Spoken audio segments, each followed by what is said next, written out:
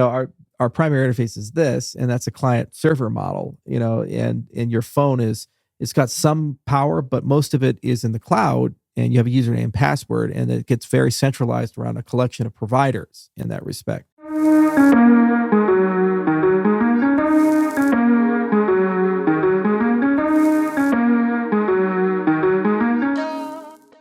Hi, everyone. Welcome to another episode of Over the Wall. On this episode, I interviewed Charles Hoskinson, who's just an amazing, amazing entrepreneur. I was there at the beginning of Bitcoin, Ethereum, and the founder of Cardano. And when you think about some of the things we talked about, is the things he's working on and systems that he's working on in the Web3 world is, how do we give financial freedom? How do we give inclusivity to the world? How do we build systems around governments and how they operate? And all these big problems that we're trying to solve, identity, all of that, these are the things that he's trying to build. And he's this amazing story of doing that. It's not easy. We talked about it, being an entrepreneur, doing something new, doing things in the world that challenge the status quo. And I think Charles is just an amazing, amazing guest on the show to just show through the grit, focus, vision, building something like he's doing, and his vision of manifesting into reality like a true entrepreneur. Just an exciting episode to do with Charles. So tune in, check it out. One of my favorite ones I've done to date. Hi, everyone, and welcome to another episode of Over the Wall. Today, I'm here with Charles Hoskinson. And if you don't know Charles, he is the founder of Cardano, one of the founders. And more importantly, he's been in crypto really from the beginning, was there at the beginning with Bitcoin, Ethereum, and is just doing amazing things in the world. And we're here to talk about everything decentralized. As many of you know, I have a love for that area, and I believe it's a future of how businesses will be run. And I think everything that's going on Web3 is giving us a platform for our future. And having someone like Charles on the show to give us his perspective, I'm just really excited to have. So Charles, welcome to the show. Thanks for having me on, Rob. So Charles, let's start it up something simple. How did you get into it? And I guess I'll ask you another part of that is that people are attracted to all things in the world.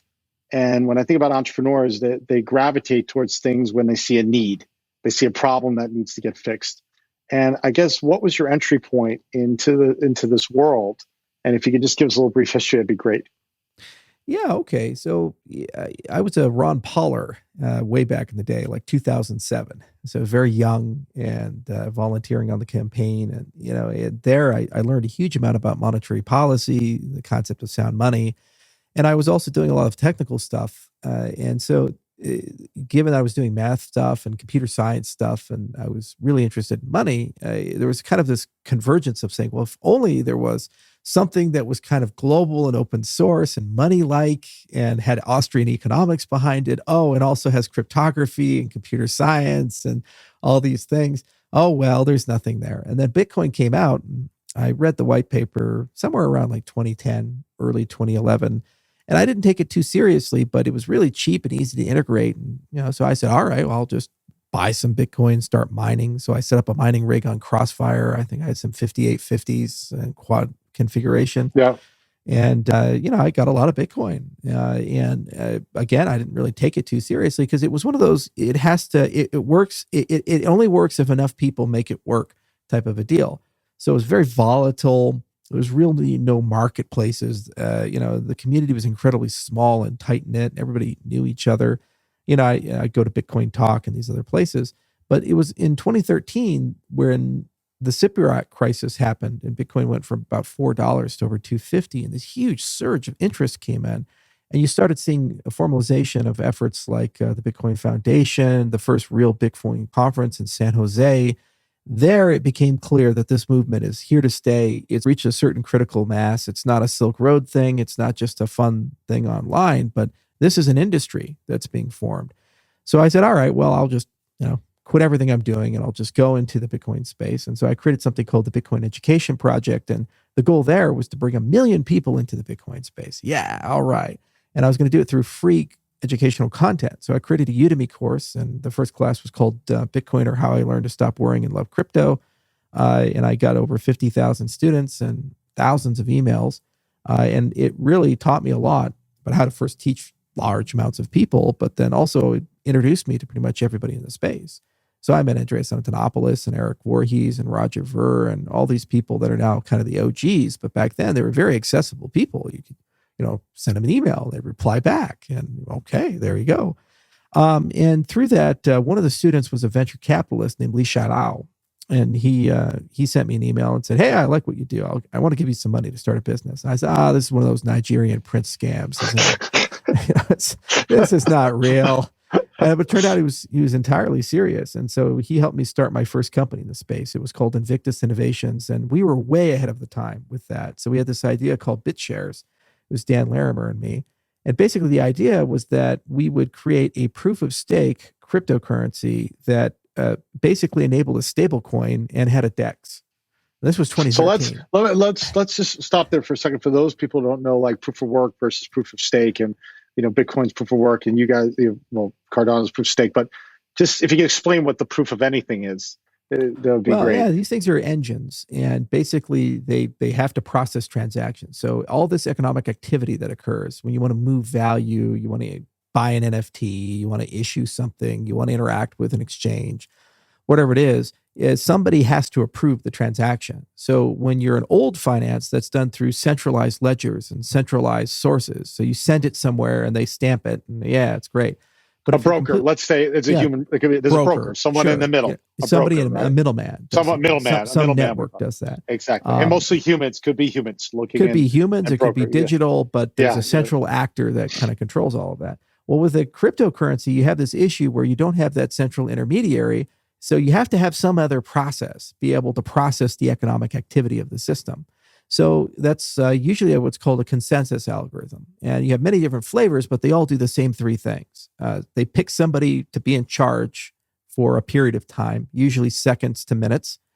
That person who's in charge will collect all the work that's pending and put it together into a bucket. We call that a block.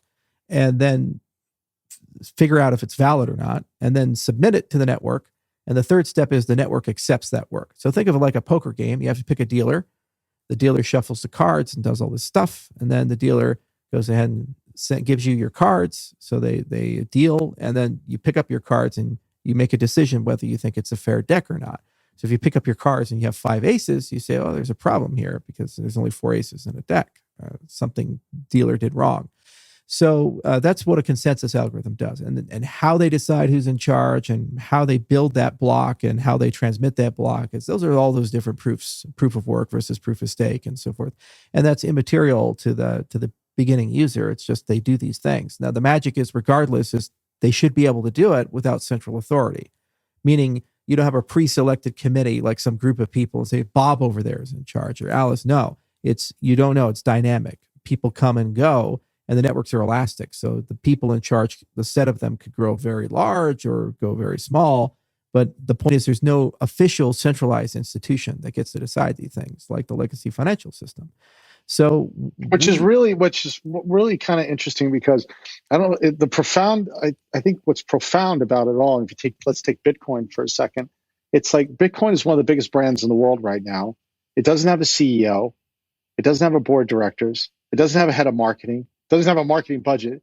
It doesn't have people on payroll. Yeah. And yet it's almost, I don't know what the market cap is today. It was $1 trillion or whatever. It's been down a little bit, but the concept that that a brand of that size in the world doesn't have a CEO, and yet people are working on this thing, right? And they're doing it in a way without being directed with like, let me give you a review.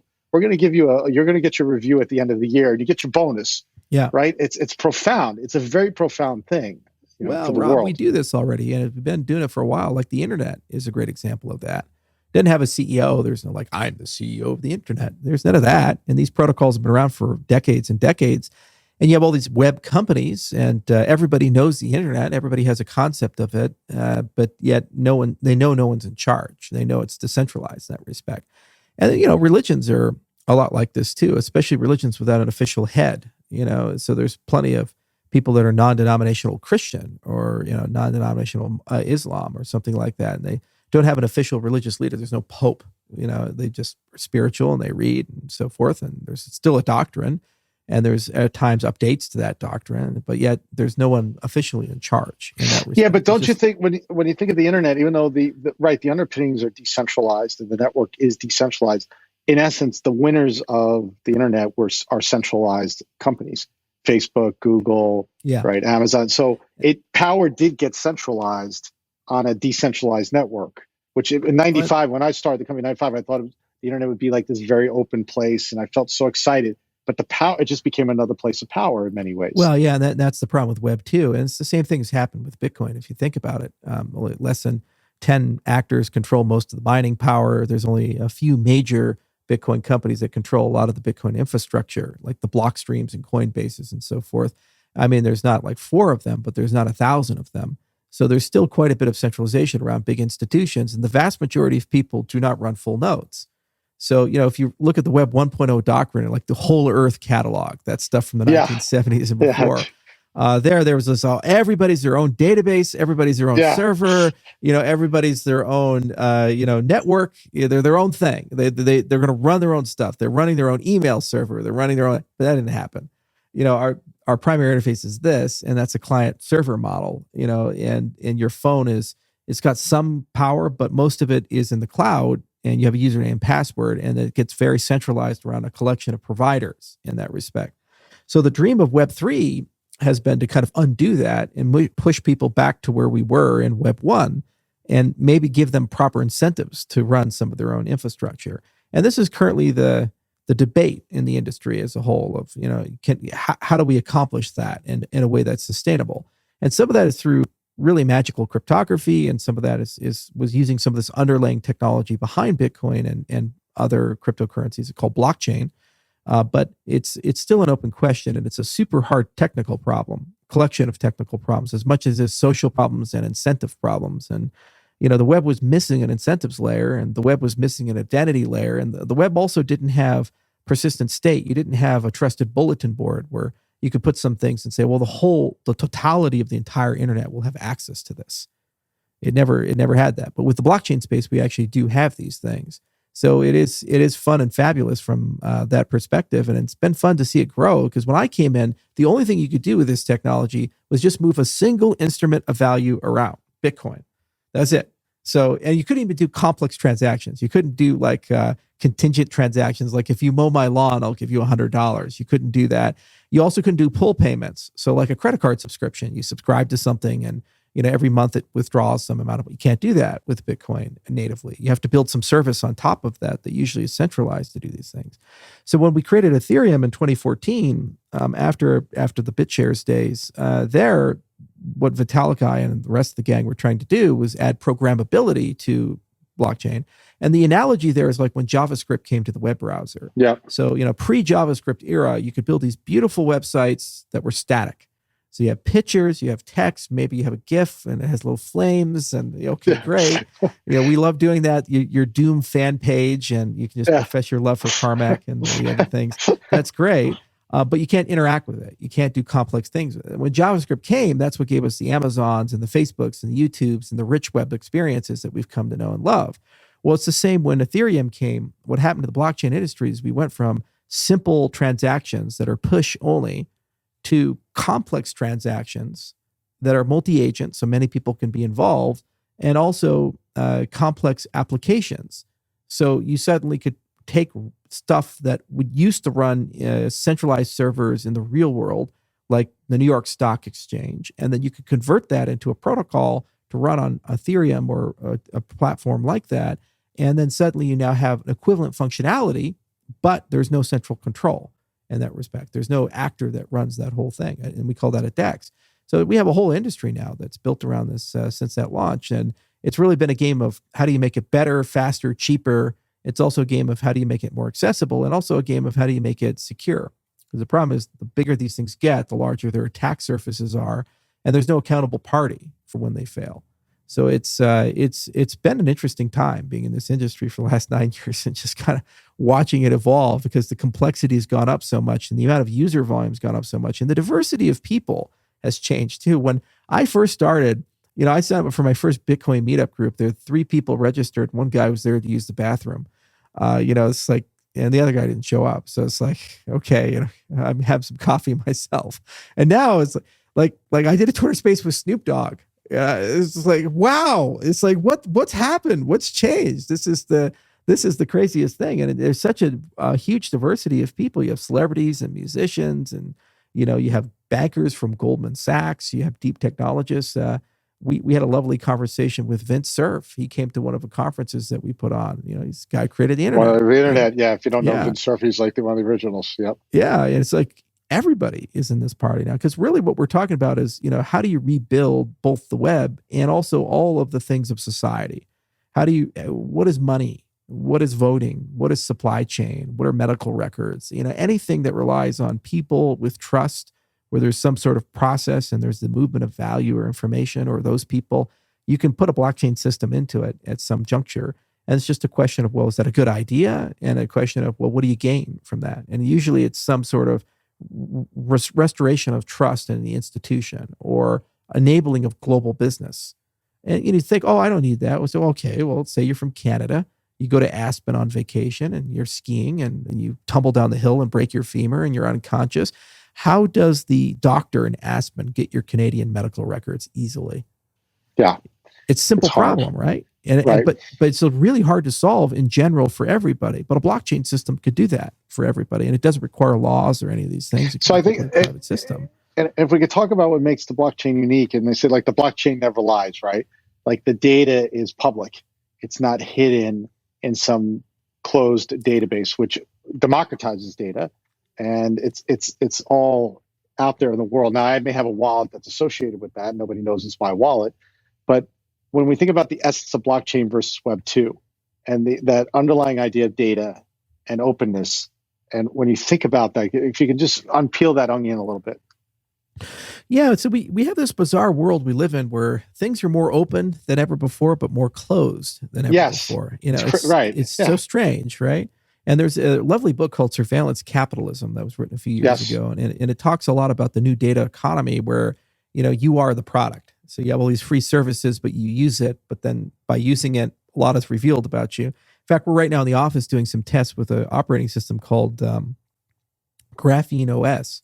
And we're doing a stock comparison of the Google 6 Pro, the Pixel 6 Pro, with stock Google Chrome, and then, stock Android, and Graphene OS as the operating system. The battery lasts 1 day with stock Android. It lasts 4.5 days with Graphene OS. Why? Because all the Google tracking stuff is turned off. Just the telemetry is turned off. It just blows your mind to see how much stuff is actually happening under the hood. And that's all about, data being harvested. So you think about the data economy, the point of things like the blockchain industry is saying, all right, well, you have this trusted bulletin board. We're going to put stuff in it. You could put identity in it. You can put personally identifiable information. You could put land deeds. You can put voting records. You can put financial transactions, but that is known publicly. And for it to work, it has to be public, or at the very least, there has to be some well-defined, transparent logic. And everybody knows in the beginning of the process upfront what people are allowed to do and how they're allowed to do that with it. Now, if you contrast that with what Google does, Facebook does, or any of these other companies, basically you use the service and you have zero idea outside of what's spelled out in a very overly permissive end user license agreement of what they can and can't do. And oftentimes they have enough freedom to do pretty much anything that they want. And that could be influencing an election. That can be selling it to a third party. It can be pretty much anything. It's pretty crazy. In fact, I read it. There was an article years ago. Facebook knows usually you're gay before you tell your parents. Facebook knows, you're pregnant before you tell your husband. It's just so crazy the amount of information that these sources have on you. So part of our industry is not just about unification of business processes or globalization, but also having a new conversation about what does identity mean? What does data privacy mean? What rights do you have? And how do you as a consumer get some of those rights back in a certain respect?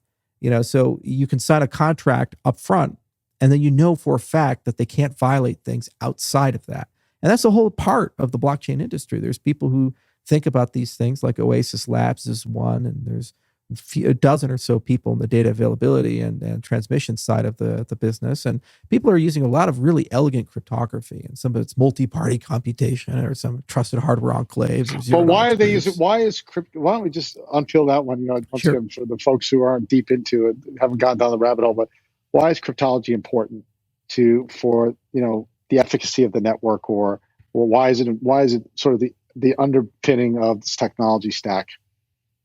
Yeah. So cryptography, good acronym to remember, CNAC. Yeah, it tends to deal with confidentiality, usually around data, confidentiality of information, the integrity of information, the non-repudiation of people's interactions with these things, the availability of it, and also the knowledge of things. And so cryptography is used everywhere in computers these days, and in everything from I want to buy something online, or I want to have a secret conversation where I know people aren't snooping, or I want to secure my medical records, or I want to vote privately. Anything where you need some degree of confidentiality, or you need to know that something hasn't been tampered with, or you need to sign a contract, or you need to ensure that something is available for a period of time.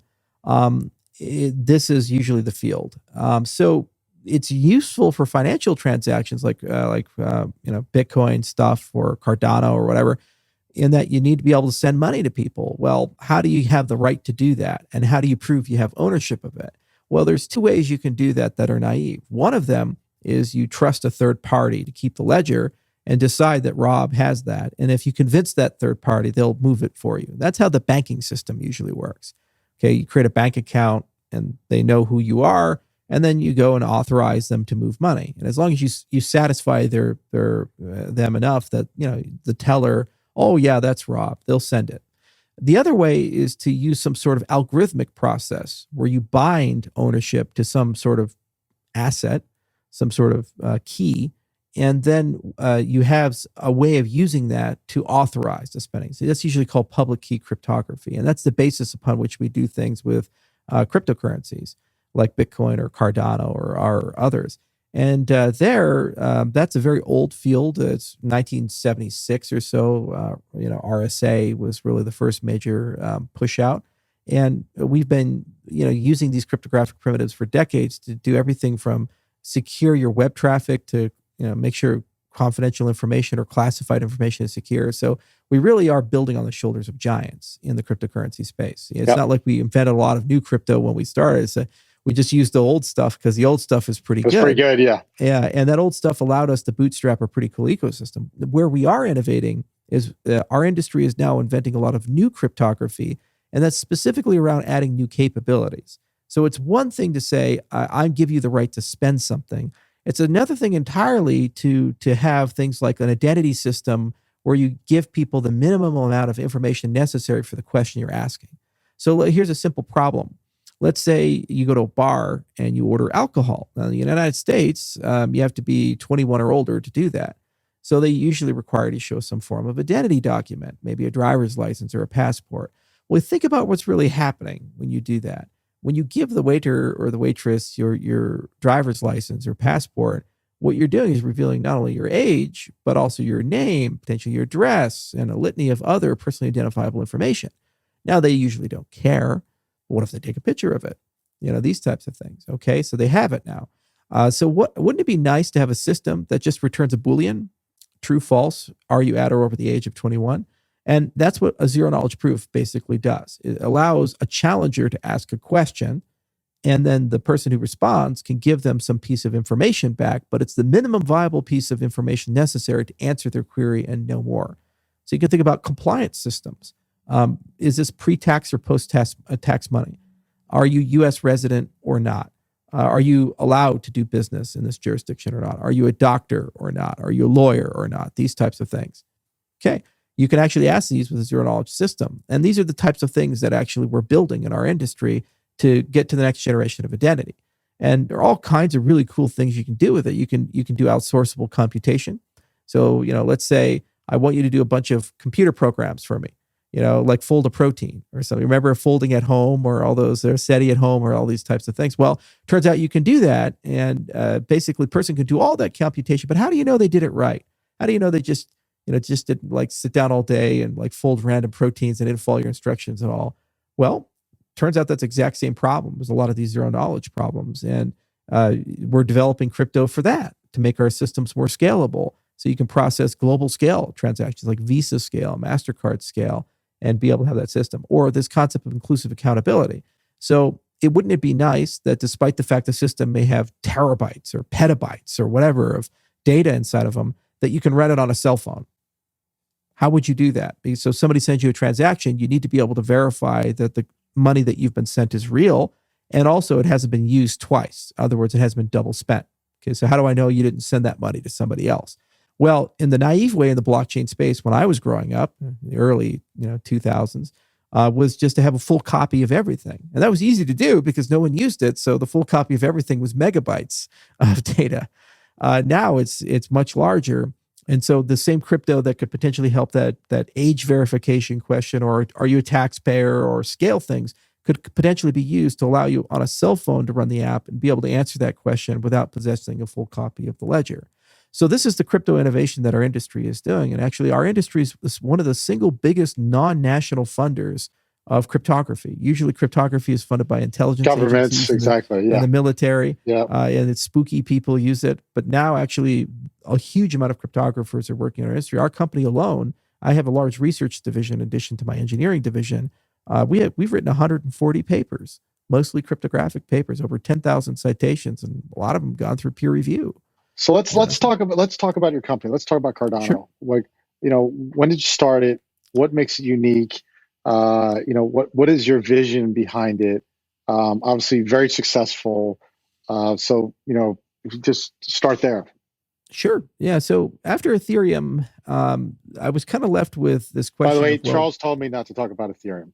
I just want to put that on the record. He said not to ask you. He said don't ask you anything about Ethereum. And then Charles told me they're making a movie based on one of the books, and he's going to be played by an actor. But I'm trying to figure out who would play you. So that was I was trying to figure out. Yeah, the movie is based on the book The Infinite Machine, and I guess they got full funding now. It's actually Ridley Scott's production company that's making it. Oh, really? Too. So I got a little excited. I was like, man, I was a Blade Runner fan. That's great. But I guess it's a different director. So there we go. But I didn't have a good time with the Ethereum days. I was only there for 6 months. So, but the thing was that it became very obvious when Ethereum first came out that while it was a great prototype, it doesn't scale. Ethereum 1 it was built to basically demonstrate a proof of concept of the concept of smart contracts. But the issue is that the minute that you get a non-trivial amount of stuff on it, it just slows to a halt. It becomes horrendously expensive to do anything. Furthermore, it doesn't have a governance system. And also, it really wasn't built for the type of interoperability that you would need to seamlessly communicate with the legacy financial system and other cryptocurrencies. So there's kind of three design areas that were missing in that design: scalability, interoperability, and governance. So tackling governance first, because it's one of the easiest to understand, we tend to think of products with custodians. So there's Microsoft to Windows, Apple to the iPhone. Okay, so when you have that device, you say, oh, well, Samsung is going to take care of my phone. They're going to update it and keep it secure and all these things. Well, when you're a decentralized protocol, who the hell is the custodial entity? If it's truly decentralized, there's no person, there's no company, or otherwise you have a problem. They can unilaterally decide the experience. And so one of the big design areas that we have to figure out as an industry is how do we build protocols where the bottom up can maintain the systems, upgrade the systems, and keep them competitive and create reliability and security as if there was a centralized custodian, but no one's in charge. So we needed to build some protocols there. In terms of interoperability, we really don't have the Wi-Fi moment in our industry. Wi-Fi is one of those things. It just shows you the power of interoperability. You can be in North Korea, South Korea, Iran, Israel, Russia, America, China, Taiwan. And despite the fact that all these countries don't really get along, your phone will connect to the hotel Wi-Fi in all cases. Why? Because it's a protocol, it's standardized and interoperable. And it doesn't matter if you're using an Apple phone or a Samsung phone or, an LG phone or whatever, your phone will work with all these different things. Great. Well, do we have that for cryptocurrency? Do we have universal protocols to move people, money, information, these other things across the chains? No, there's over 10,000 blockchains. Yeah, and there's a legacy financial system, and they're trying to upgrade their system. They have this thing called ISO 222 and the whole open banking initiative. It'll take them 15 years to get all that rolled out. It's a lot of work. And you were in the web in the early days. We're still trying to move to IPv6. How long have we been talking about that? It's a big deal. Okay, great. So then scalability, that third category is this idea that your quality of experience and your cost of operation and overall the things that make this viable for your business stay about the same or get better as people join the network. Truly scalable protocols do that. A great example is BitTorrent. Few people downloading something, it's really slow. So sorry, you can't get your Pee-wee's Playhouse for a while.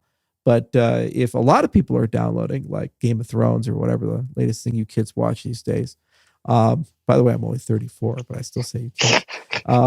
If it's Game of Thrones or whatever, you get it really quickly because lots of people are downloading. So more people who participate, the faster the protocol gets. So this is not the case for most protocols. Most protocols, more people who participate, the slower the protocol gets, right?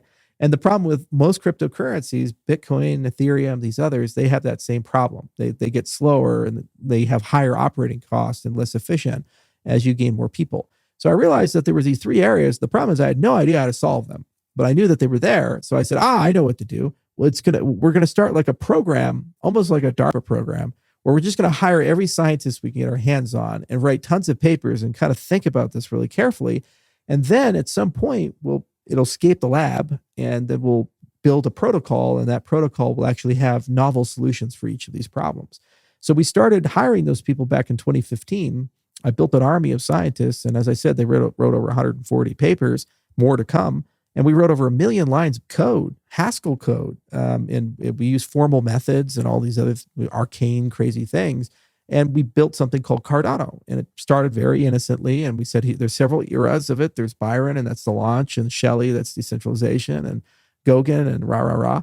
And we did all that, and it's been around since 2017. That's when it was first commercially released. And now in 2022, there's over 3.5 million people using it, 5 million assets issued on it.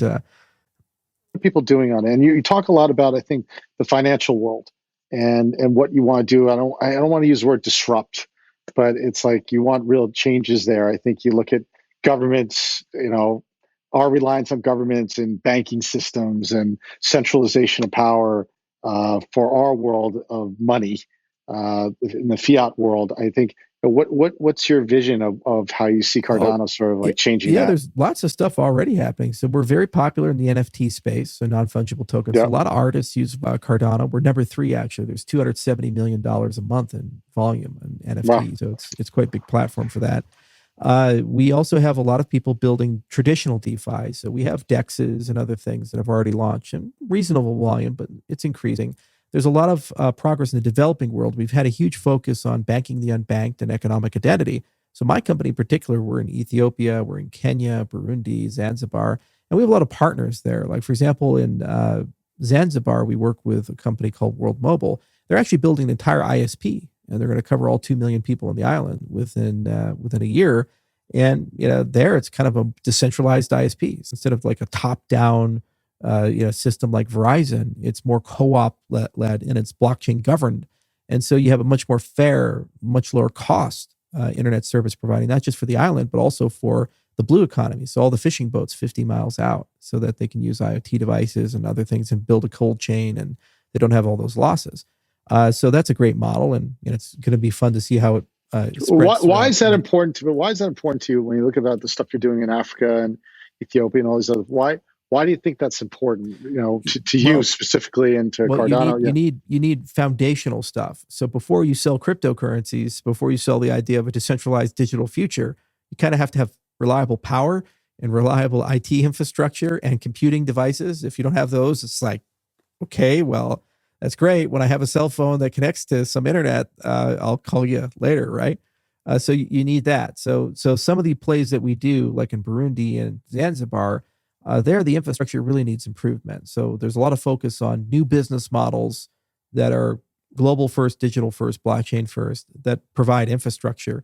Because once you have it and it's fair, then not only do you have infrastructure that can run cryptocurrencies, infrastructure that can run blockchain technology, but also it's infrastructure that can't shut the blockchain technology out. There's no packet discrimination. There's no net neutrality debate or any of these things that we have to have. Basically, you're guaranteed to be there. The other thing is that you can get economy of scale. When these systems come in, your cost of doing business goes down dramatically. So you think about things like, why doesn't JP Morgan Chase wake up tomorrow and say, hey, we're going to go do business with everybody in DRC? Only like 4% of the population is banked. 96% don't have bank accounts. So isn't that a market opportunity? There's 100 million people. Let's go. Well, why don't they do it? Because the cost of doing business with people is higher than the lifetime value of doing business with people. It has nothing to do with them not liking the jurisdiction or not liking the people. It's just a good business decision. Well, if you get the infrastructure right, then suddenly you can ID people for less than 25 cents per person. A whole country like that could be $25 million to get an ID for everybody in the country, give or take. That's wow. And then everybody has compliance up to American standards. And then if they have a digital ID and digital infrastructure, their phone can be their bank account and their digital wallet, all these things. And then suddenly you can have feeless remittances and you can send money home to Congo and back. Suddenly you can do loans on your phone. You can do all kinds of things on your phone. So you don't need any branches. You can run a completely digital organization in that respect. So some of the endeavors that we have are infrastructure. Some where the infrastructure is good, like in Kenya, we're now looking at next generation services. So we have a partner there called Possessia that we work with, and we're launching a microfinance pilot. And it's going to allow people to send loans to small businesses and to individuals completely on crypto rails. So no banking system is involved, peer-to-peer, and it looks kind of like a Kiva-like interface. And you'll be able to bring up a catalog and find some people. Say, oh, Bob over there, I'm going to give him some money. Click on it and send it. It's a loan. They pay you back, usually in 30 to 90-day loans. Other places like Ethiopia, we have a direct relationship with the government there through the Ministry of Education, and we're doing credential verification. So we're taking credentials and we're tethering them to an object. In this case, it's called a DID, and it lives on a blockchain, the Cardano blockchain. And then that DID can be associated with academic information, K through 12 information. So then when they go to apply for college and they say, send me your transcripts, they don't have to go to the Ministry of Education to ask for. They just provide them, and they're signed by the Ministry of Education. So Oxford or whoever they apply to will know that that's a real transcript, and that's all okay. So that's just a sampling of some of the pilots. We have a lot of little things going on, and that's just on our side. And then there's, it's a big ecosystem. There's 900 plus projects. Some people doing clean drinking water. Some people want to do carbon credits. Some people are doing traditional finance stuff, and they're trying to digitize banks and create economy of scale. So it's just, different floats, different boats, pretty decentralized. I mean, the things you talk about, Charles, are like, from my perspective, are just like going to help the world. Like these are things that can help societies, underserved populations, all that. And my assumption, though, is that probably you have critics. Probably you have people that have said, this is ridiculous, or because as a normal human being as just in the way, like, if somebody wants to help someone, they want to build systems to help people. That what can be, but my guess is you had a little bit of a rough ride. Usually, people who have these big ideas don't get through it, and I don't know if there's any crossroads you've had, or you've taken or maybe it's all been great. People are like, Charles, awesome, we love you, Charles. But everybody thought I was like, how rough has it been for you? Yeah, how rough has it been for you? It's been very tough. There's some stuff that was expected, like general skepticism. Oh, you're off to boil the ocean. You're Don Quixote. You're trying to save the world, or these types of things. That's fine. You just keep your principles. You keep your nose down, and you say, well, from first principles, does the science work? Does the technology work? And what are the conditions upon which success can be achieved? And we know what our KPIs are. And if you're very numbers driven, you just keep going. And we've gone from nothing to a movement with 3.5 million people. People tattoo our logo on their bodies. So it's a pretty good community. It's like Harley Davidson in that respect, in that level of brand loyalty. So we've been able to build a great movement, and that really helps a lot. But there's still, of course, that criticism, but it's immaterial, and it doesn't.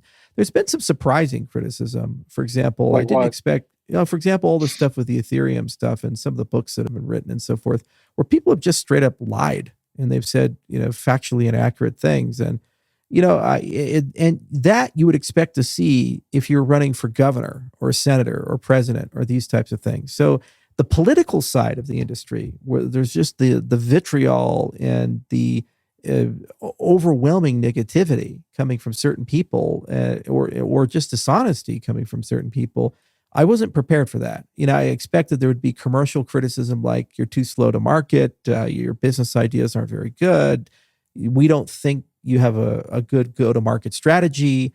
These types of things. That's fair. Everybody says that. When you ask Ford about Tesla for a long time, oh, they're crazy. Or you ask Tesla about GM trying to create battery powered cars. Oh, they're crazy, and here's why. And they can go back and forth, and the market ultimately decides, and we get to see what happens.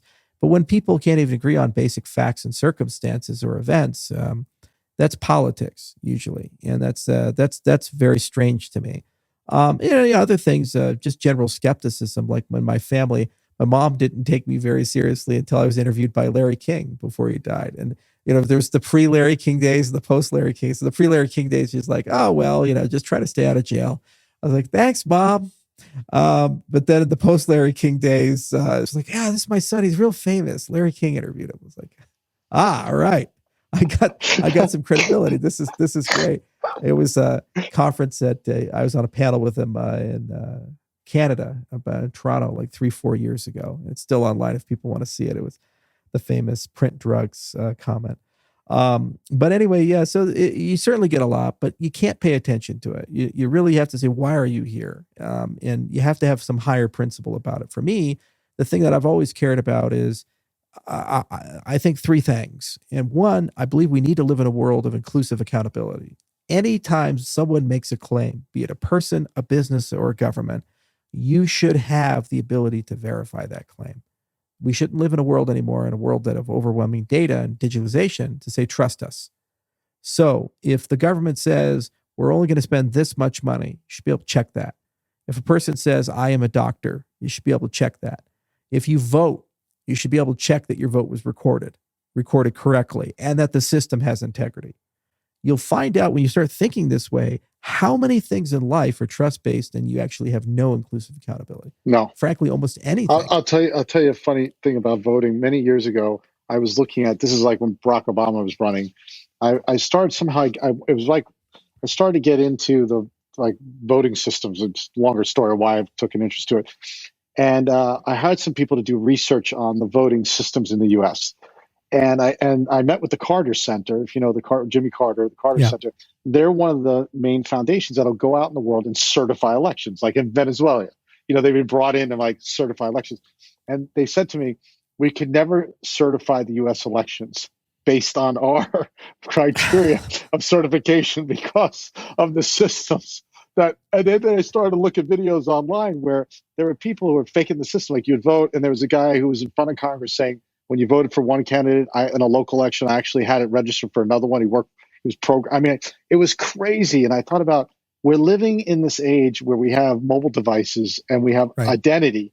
And how I cannot say I vote for a candidate, it gets registered in this day and age. And it's still happening today. Look at the last election. It's crazy. We're still talking about voting in this age. Oh, yeah, yeah. It's so crazy. And I was just interviewed by a member of Canadian Parliament. While he was doing the interview, he was actually voting in Parliament on his phone. And it was just like, I can't even close to do that in Wyoming or Colorado. This is nuts.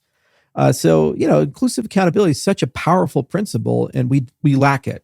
And I say, all right, go do it.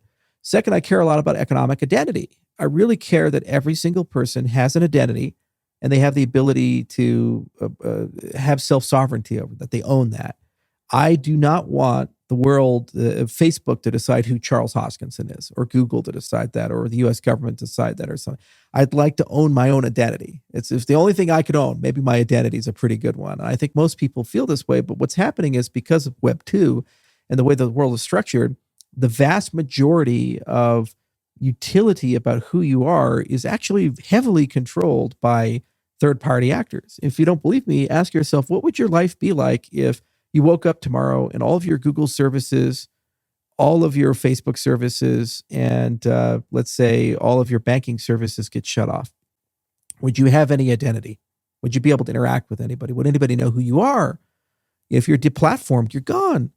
Especially if you're doing podcasts or your lifestyles related to YouTube or these things. It's devastating for businesses and individuals alike. So you don't own yourself. You don't own your identity. You don't own your data. This is completely controlled. And third, I'd like to live in a world where we can solve global scale problems. If you think about global warming or the pandemic, or you think about anything which requires global coordination, we have yet to solve a single one of them. And when we look at the relentless pace of technology, we're introducing global scale problems that have the same bad outcome if we fail to solve them, as nuclear weapons did. So we have the emergence of AI. We have the emergence of nanotechnology, CRISPR being used for bioengineering of diseases. You have so many new things that are coming that are existential technologies. We can't solve them right now. There's no global governance system. So I guess the solution is to put a council of 12 people in charge or something. I don't know. That's what we're being offered, is a one world government or something like that. And we have no democratic input into these things through transnational agreements. That's a bad deal. But it's out of necessity, because if we don't do anything, there's a very high probability one of these existential technologies will extinct the human race. Max Tegmark's book, I think it was Life 3.0, he mentioned the wisdom gap in technology. So there's a lot of people writing about these things. So I look at blockchain as kind of the panacea for all three of these things. You have this amazing ability to introduce inclusive accountability with anything it touches. If you have blockchain-based voting system, I can verify my vote. Blockchain-based money system, I know where all my money's at. I know my monetary policy is constrained. Blockchain-based supply chain system, everything's auditable. We know everything to supply. So you say it's organic. I scan the label, I can see its life cycle, everything that it touched, these types of things. Okay. Second, economic identity. You have that property of economic identity. It's there. And then finally, you can solve global scale problems. And so these are the things I care about. And so when we build these systems, we try to integrate them. So you look at the Ethiopia pilot, where we're giving people economic identity. Those academic credentials are just one use case of that identity object, the decentralized identifier, the DID. You can add anything you want to. You can put wallets into it. By the way, it's something we're exploring with Dish. We announced a deal with them. They're a Fortune 250 company, and identity infrastructure throughout their infrastructure. But the next step would be, well, can we add wallets to it? Can you add other things to it? It's their prerogative as a business, but that infrastructure, that plumbing is there for that. You see, so in the global scale problems, well, a blockchain system requires you to figure out how people are going to get along who don't like each other. You don't have to know or trust anybody in the Bitcoin space. I use Bitcoin. The Blockstream people don't exactly like me because I build altcoins. And yet somehow, some way, we all get along. We're all able to use the same type of system. You see, so this is what drives me. So if those things drive you, then it gives you the ability to endure criticism, and it gives you the ability to stand strong in adversarial conditions. This is tough business. I've watched the markets collapse 90%, 95%. There's all kinds of chicanery and craziness going on. There's all kinds of scams going on. There's tough labor markets, very tough. When everybody's raising billions of dollars and there's only a finite pool of people, suddenly people get offered $5 million to do something. That's crazy. You lived through this in the dot-com surge. It's like, I had a friend who's doing HR in Silicon Valley during the dot-com boom. He had one employee do 10 renegotiations in an 11-month period, just because they kept getting offers. And he's, are you going to match it? What are you going to do? And they let him go on the 11th. The 11th, I was going to say. He's like, bye. We can't do this anymore. You're gone. And he went to pets.com. So it didn't work out so well for him anyway. Anyway. Well, Charles, I want to just thank you for being on the show. You're just an amazing person. I always like to ask one last question, if you don't mind. Sure. I've asked this to almost every guest, which is that most of us have like a little voice in our head that talks to us a little bit. And sometimes it tells us good things, and sometimes it's a freaking gremlin. And, and we fight that voice sometimes. That's why we're doing what we're doing. Do you have a voice in your head, a little voice in your head that tells you something? Yeah, the inner tiger mom. You practice harder. Yeah.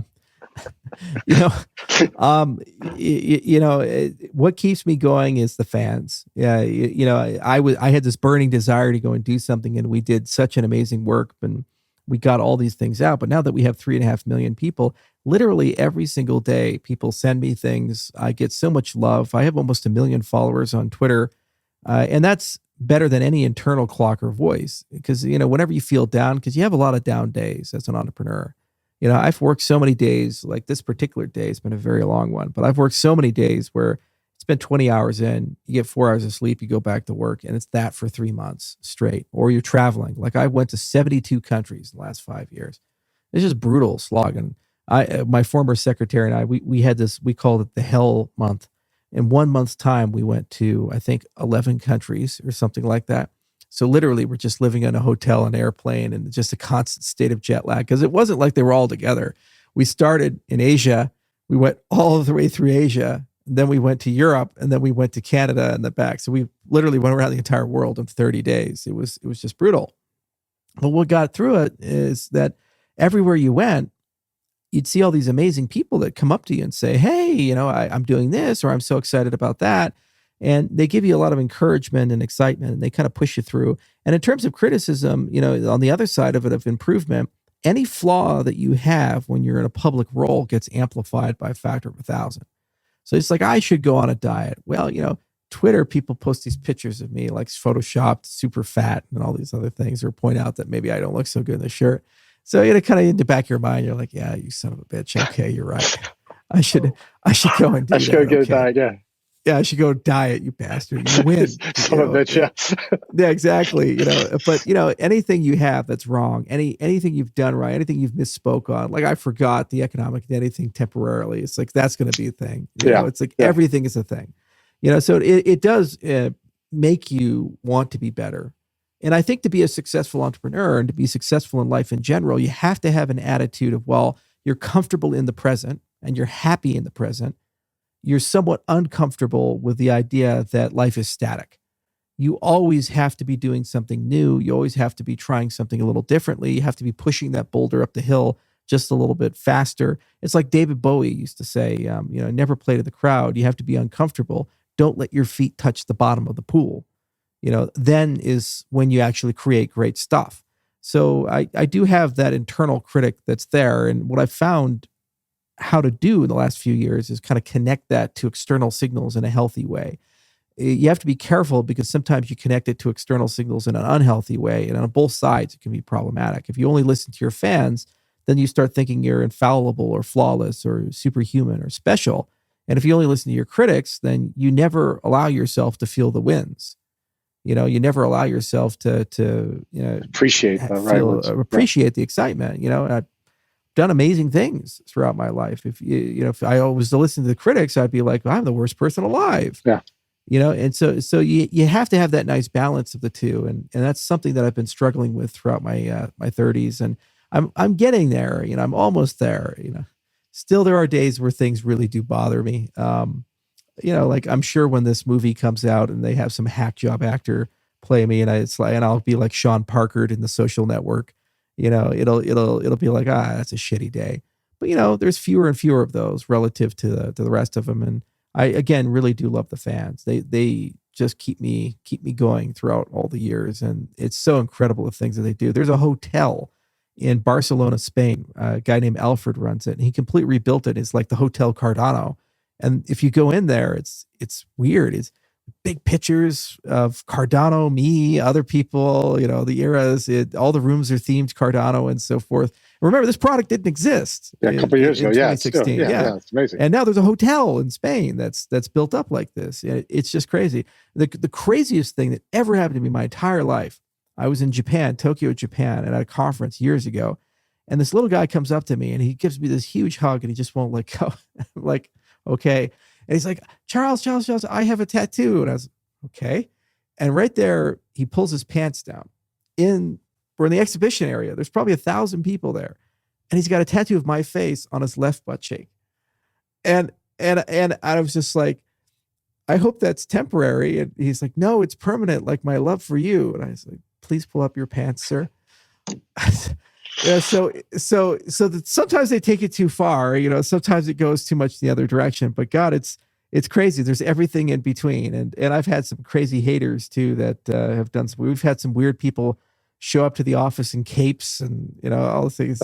It's like everything in between. Yeah. It's a wild ride. It's a basket of life in your face all day. Yes, exactly. And I've never heard it described that way. Yeah, it's like but I'm going to remember that term. This life basket. So, but Charles, thank you so much for being on my show. Just awesome. Love to have you back.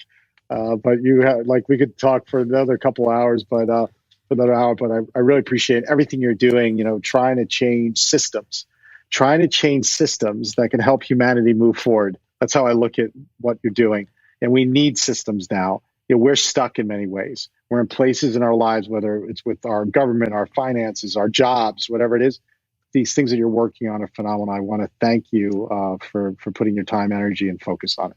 Thank you so much, Rob. I really appreciate it.